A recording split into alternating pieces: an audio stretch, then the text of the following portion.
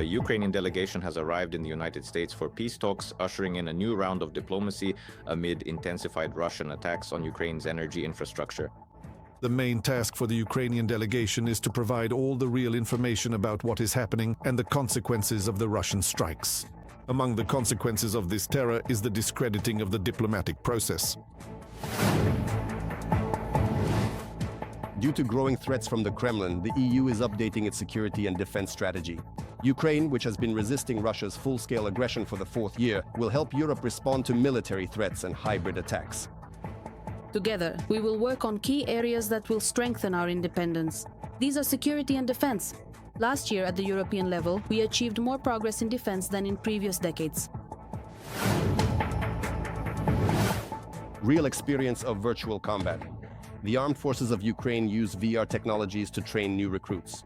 The computer simulates situations that Ukrainian defenders may encounter on the front lines and speeds up soldiers' adaptation at the front.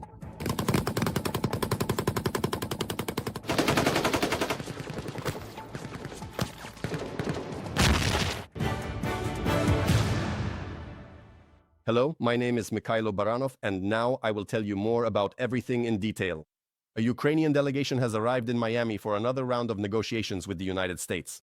Ukraine is represented by Secretary of the National Security and Defense Council Rustem Umerov, head of the President's Office Kirilo Budanov, and the head of the Servant of the People parliamentary faction David Arakamia.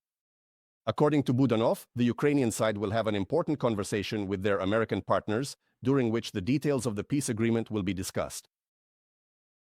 Ukrainian President Volodymyr Zelensky expressed hope that the delegation's meeting in Miami would provide greater clarity regarding the agreements reached with the United States, as well as the Kremlin's positions in response to ongoing diplomatic efforts. The main task for the Ukrainian delegation is to provide all the real information about what is happening and about the consequences of Russian strikes. Among other things, this terror has resulted in the discrediting of the diplomatic process. People are losing faith in diplomacy, and Russian strikes are constantly worsening even the limited opportunities for dialogue that existed. The American side needs to understand this. Progress is also needed regarding the documents being prepared. Correspondent Mikhail Komodovsky will share the details of the diplomatic process from the United States. He is live with the Freedom TV Center. Mikhail, hello. What information do you have at this hour? What is known about the negotiations in Miami? Not much, Mikhail. Greetings. Indeed, this is a working meeting, and as a rule, the parties do not disclose details before the negotiations begin, nor do they reveal much afterwards, since this meeting is intended to lay the groundwork for further negotiations at a higher level. You said that on the Ukrainian side, representing the US at the table today in Miami, will be President Donald Trump's special envoy, Steve Witkoff, his son-in-law, Jared Kushner, who plays a significant role in these contexts, and US Army Secretary Daniel Driscoll. On your screens now, you can see the first round of these negotiations, which took place just a month ago. What are they discussing today? Currently, two fundamental documents are being prepared in parallel. The first concerns security guarantees for Ukraine, and the second is about economic cooperation and the future reconstruction of the country. One option being considered is that both of these agreements could be signed on the sidelines of the World Economic Forum in Davos, Switzerland, according to the Ukrainian ambassador to the US. Olha Stefanishina stated that the purpose of the current visit is precisely to coordinate and finalize these texts together with the American side. Here's what she said. As Ukrainian President Volodymyr Zelensky emphasized, we are working on two key documents, agreements on security guarantees and Ukraine's economic prosperity, with a total value of up to $800 billion, which could be signed at the World Economic Forum in Davos.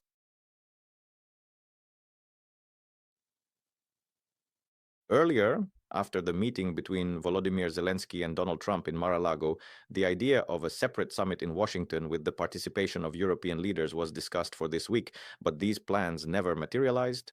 At that time, Trump showed a rather warm attitude towards Zelensky, and the talks were publicly described as successful, but now he has noticeably changed.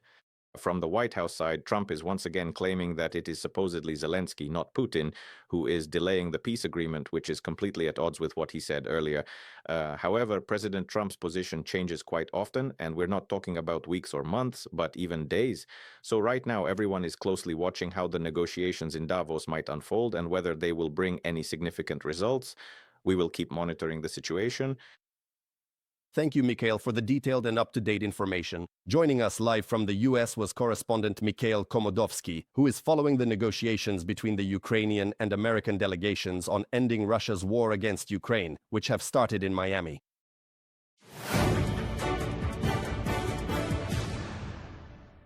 Blackmail and pressure.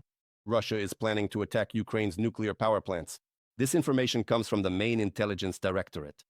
The goal of possible strikes is to force Kyiv to sign unacceptable terms for ending the war, in other words, to capitulate.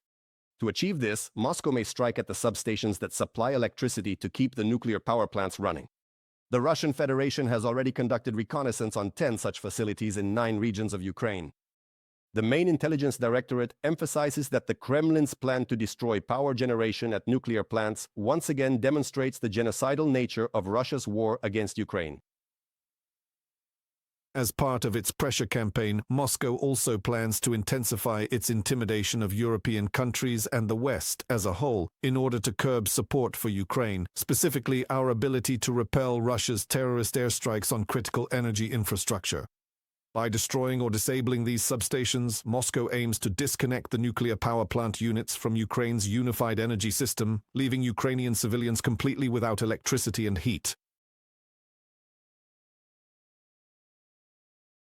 Ukraine has already informed its partners about the Russian Federation's plans to attack nuclear power plant infrastructure. This was stated by Deputy Foreign Minister Andriy Sybiha.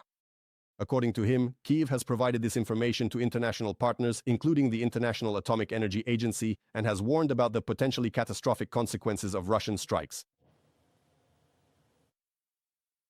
Moscow knows no bounds in its genocidal goal to deprive Ukrainians of electricity in the midst of harsh winter frosts. It is time for the entire world, including the IAEA and the leading world powers that value nuclear safety, to speak out and clearly warn Moscow, forcing it to abandon such reckless plans.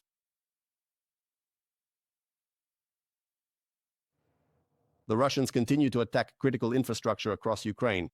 As a result of the shelling in Kharkiv, 3 people have been injured. An infrastructure facility in the city's industrial district has been significantly damaged. Local authorities have reported a difficult situation with heating and electricity supply. Russian forces have once again attacked infrastructure in the Odesa region. Damage has been recorded at one of the facilities. A fire broke out. There were no casualties.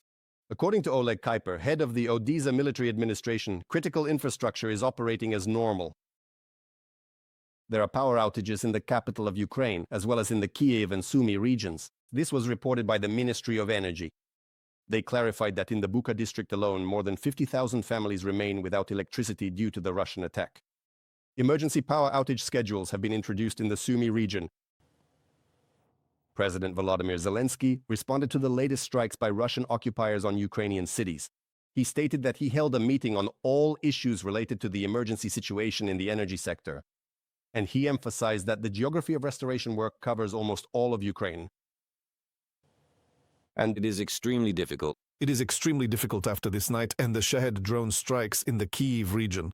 Bucha, Hostomel, Irpin, work is ongoing. In Odessa, the aftermath of the strikes is also being dealt with. In Kharkiv, more than 400,000 people are experiencing electricity problems. These are also the consequences of the strikes. All repair crews and all necessary resources are fully engaged. I thank everyone who is working to restore things for the sake of the people, for their city, for their community. Lithuania is preparing additional energy assistance for Ukraine. This was reported by the first Deputy Prime Minister and Minister of Energy of Ukraine, Denis Shmyhal, after a conversation with his Lithuanian counterpart.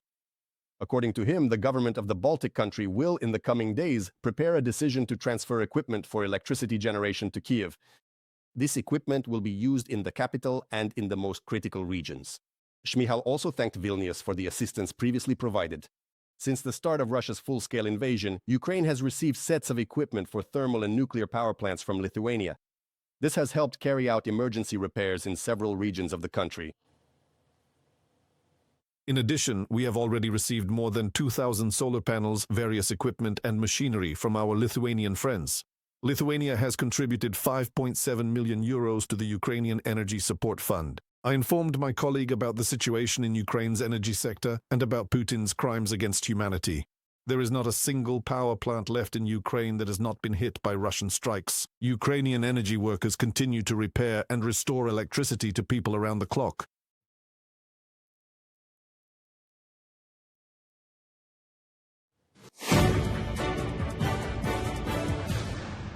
Since the beginning of the day, 62 combat clashes have been recorded along the entire front line. The Russian occupiers have concentrated their offensive actions mainly in the Pokrovsk and Hulyapol directions. As noted by the General Staff of the Armed Forces of Ukraine, Ukrainian soldiers are holding the defense and not allowing the enemy to advance. More details about the situation in the combat zone are coming up in the report. In the southern Slobozansky direction, Russian occupation forces are not ceasing their attempts to break through the Ukrainian state border. They move in small groups, but drone operators detect and destroy the enemy in time, not allowing them to gain a foothold. Thanks to reconnaissance UAVs, we can see where they are going and where they want to entrench themselves. We destroy them even as they approach the border. If they cross the border and try to entrench themselves on our territory, we use FPV drones and bomber drones until they are completely eliminated. The occupiers use the same tactics of small assault groups on the Pokrovsk section of the front, but, as the defenders assure, all enemy movements are tracked and the infantry is eliminated. Understanding the enemy's tactics, Ukrainian paratroopers, in coordination with adjacent units, carry out a series of search and strike operations in concealed locations within the territory of Mirnorad. It is precisely there that the enemy is trying to amass forces for further actions to cut off the logistics routes of the Ukrainian armed forces and infiltrate the city. The enemy is eliminated. From a statement by the 7th Rapid Response Corps of the Air Assault Forces of the Armed Forces of Ukraine on Telegram. Pokrovsk and Hulyapol remain the hottest strongholds. In these directions, Ukrainian defenders have repelled more than half of all recorded Russian attacks along the entire front line. Moreover, according to Ukrainian intelligence, due to heavy losses near Hulyapol, the Russians are sending paratroopers to this section of the front. Several units of the Russian army's airborne troops to support the pace of offensive operations. And this indicates that the units currently carrying out assaults have been, so to speak, thoroughly battered by the defense forces. That's why they need reinforcements. And in the east, we are observing a regrouping of forces in many areas, a regrouping of Russian forces, and at the same time they are already pulling up and transferring not their second line, but roughly speaking their third or even fourth line to key areas. This indicates that the forces intended to accomplish the initial objective to break through our defenses have already been worn down. Moreover, Ukrainian soldiers once again refute all the claims of Russian propaganda that the occupying forces supposedly control Kupiansk. The fighters note that this city was and remains Ukrainian. It's a favorite pastime of Russian Z-bloggers to lie and claim that the Russians are making significant advances there. In any case, we see that even the Z-bloggers will soon come to our aid. Don't be surprised, because some of them are not just outraged anymore, but are screaming and throwing tantrums at the so-called Minister of Defense of the so-called Russian Federation of Belarus, saying that everything is a lie, lies upon lies.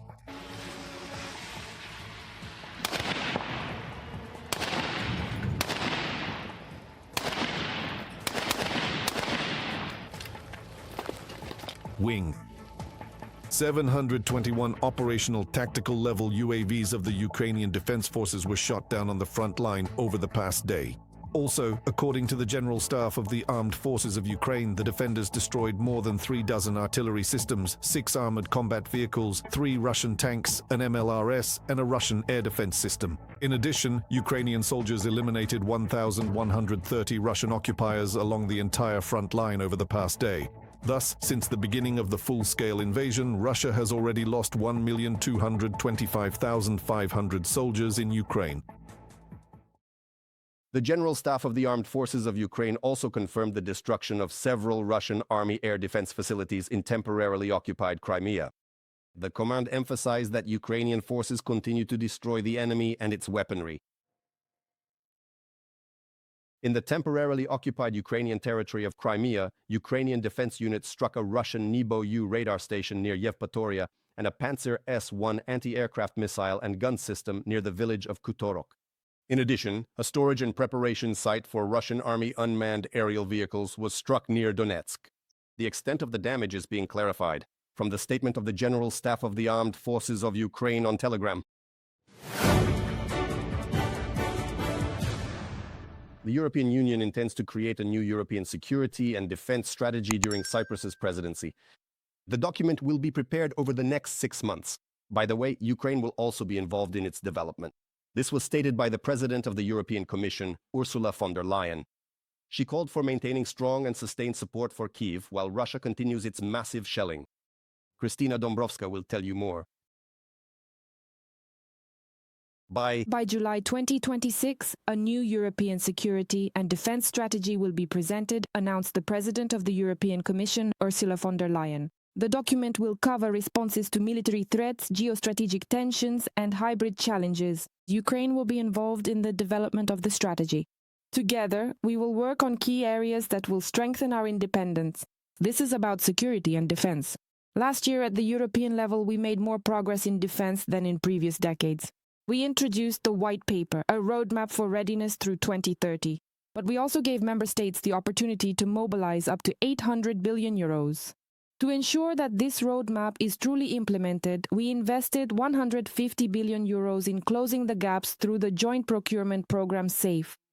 The SAFE program is one of the largest components of the EU's package of measures. It was adopted in 2025. The goal is to invest hundreds of billions of euros in Europe's defense by the end of 2030. Already last year, 19 participating countries requested more than 150 billion euros under the defense lending program. On January 15th, the European Commission approved the plans of 8 European Union member states so far. These are Belgium, Bulgaria, Denmark, Spain, Croatia, Cyprus, Portugal, and Romania. According to the European Commission, together they will receive about 38 billion euros after signing the loan agreements. Denmark requested more than 46 million euros in funding, while Cyprus and Spain will each receive about 1 billion euros, Belgium more than 8 billion euros, and Romania more than 16.5 billion. The European Commissioner for Defense and Space stated that the remaining 11 national plans will be approved next, and the first tranche amounting to 15% of the total funding will be allocated. There is no time to wait. After a detailed analysis, the European Commission approved the national safeguard plans of 8 EU member states for the allocation of 38 billion euros in funding. The next steps are plans for the other 11 member states, a council decision, a loan agreement, and the allocation of 15% of the funding. Andrius Kubilius, EU Commissioner for Defense and Space, on the social network X. The European Union has also consistently provided support to Ukraine over the past 4 years since the start of the full-scale Russian invasion. Now this amount has reached 193 billion euros since the start of the war, stated European Commission President Ursula von der Leyen during a meeting with Cypriot President Nikos Christodoulidis. She reminded that Ukraine's needs remain enormous, but at the same time, the EU can rely on already established programs to ensure the swift transfer of funds to Ukraine. Peace negotiations are ongoing. At the same time, Russia continues its brutal shelling. Now is the time to show our support and remain resilient so that we can put Ukraine in a strong position on the battlefield. And also at the negotiating table. At the same time, we are working with the United States and other partners on a future peace agreement and on the issue of rebuilding Ukraine's economy. Earlier, German Chancellor Friedrich Merz stated that in the long term, the European Union will have to restore balance in its relations with Russia. At the same time, according to Politico, citing a statement by Foreign Minister Yvette Cooper, the United Kingdom has rejected the idea proposed by France and Italy to resume negotiations with Putin. The head of the British Foreign Office emphasized that pressure on Russia should not be weakened, but rather intensified, both through sanctions and through military support for Ukraine. We see a tremendous commitment to the work that Ukraine is carrying out together with the United States and with the support of Europe in developing plans for a peaceful settlement, including security guarantees. But so far, I see no evidence that Putin is ready to come to the negotiating table or begin discussions.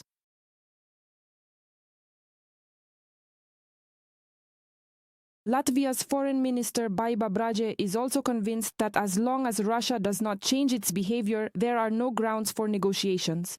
According to her, at present, the Russian Federation, on the contrary, declares that it is ready to achieve its strategic goals, namely the destruction of Ukraine and the creation of a threat to Europe. At the same time, at a certain point, when it becomes necessary, the EU will be ready to appoint a negotiator, Braje added. The European Union is considering steps to create the position of a special representative who would ensure the EU's participation in negotiations to end Russia's war against Ukraine.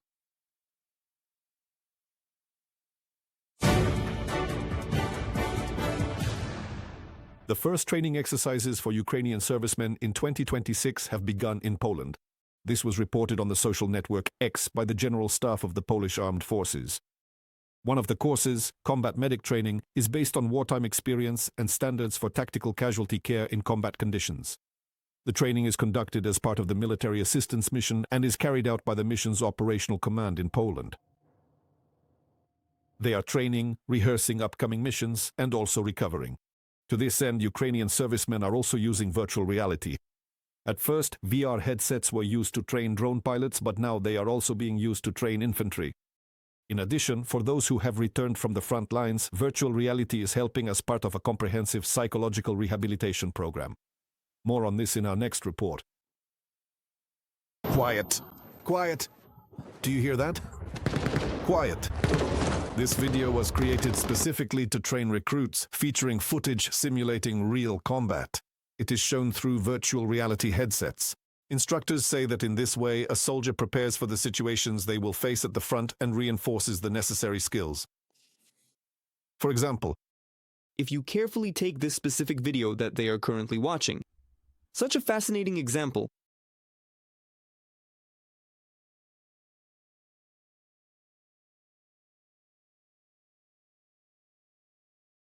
Videos are also needed to analyze mistakes that fighters might encounter on the front line. It was interesting. Interesting, right? And what mistakes did you notice? And what did you remember for yourself? They reveal their positions. Everything near the dugout should be covered. Modern technologies are used not only for training, but also for the rehabilitation of Ukrainian defenders after they return from the front line.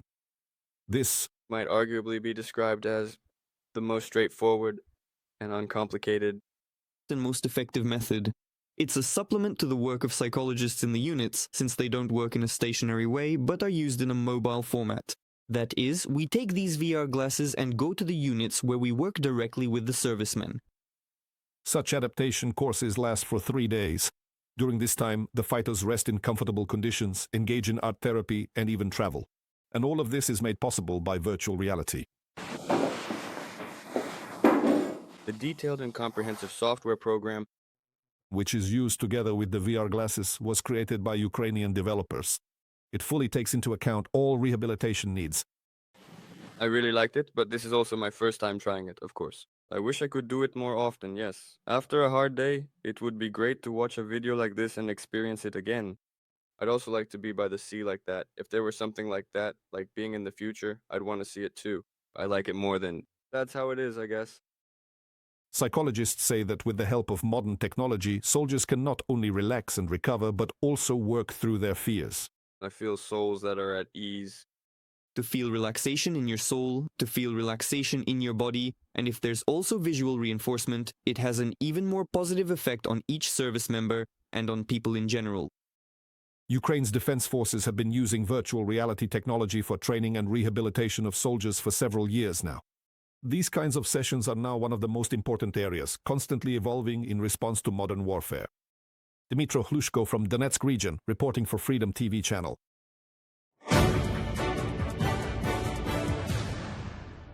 In Italy, the financial police have detained a ship that arrived from Russia carrying a cargo of ferrous metals. Its crew raised the flag of one of the island nations of Oceania and also tried to conceal the route and falsify the ship's documentation.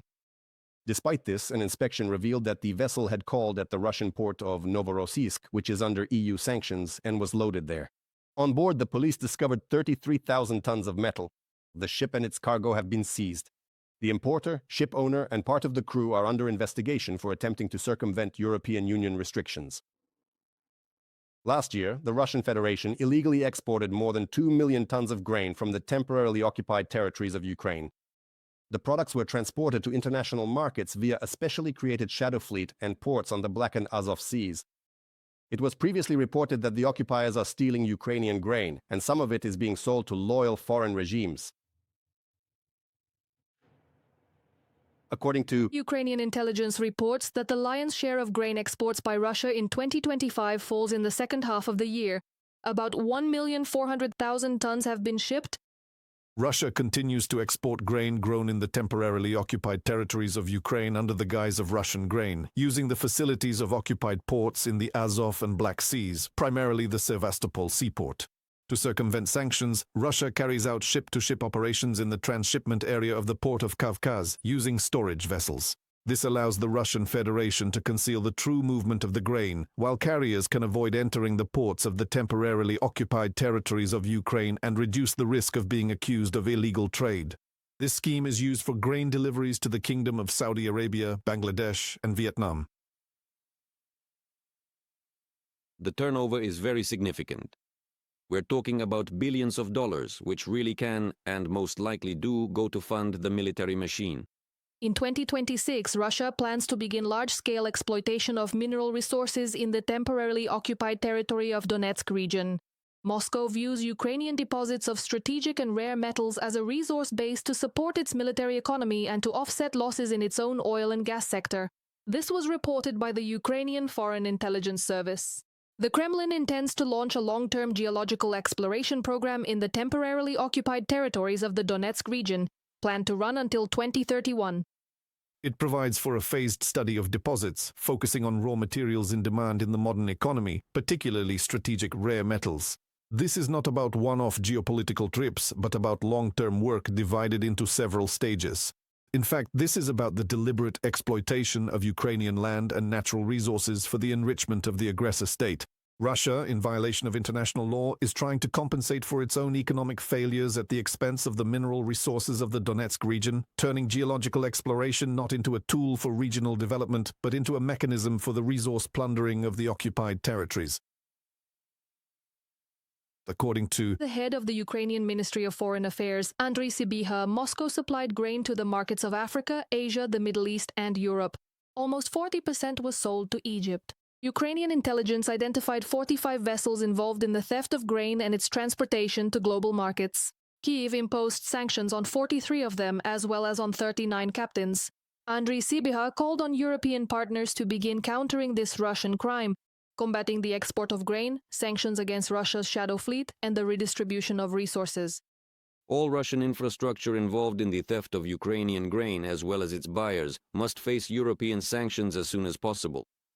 We already have experience countering the Russian shadow tanker fleet. Now it is time to stop the expansion of Russia's shadow grain fleet as well. After all, this is not only a threat to global food security, but also another source of funding for the Kremlin regime and its war machine. By 2026, the Black Sea, the Sea of Azov, and the Baltic Sea must be freed from any Russian shadow fleets. Andriy Sybiha, Minister of Foreign Affairs of Ukraine, on the social network X. The UK government is considering the possibility of directing oil seized from Russian tankers of the so-called shadow fleet to fund aid for Ukraine.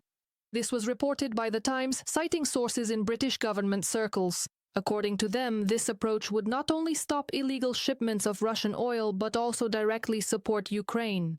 It's a very good idea. Furthermore, in addition to the various vessels that are currently transporting crude oil, there are also numerous other ships carrying various goods that have been stolen from the territory of Ukraine.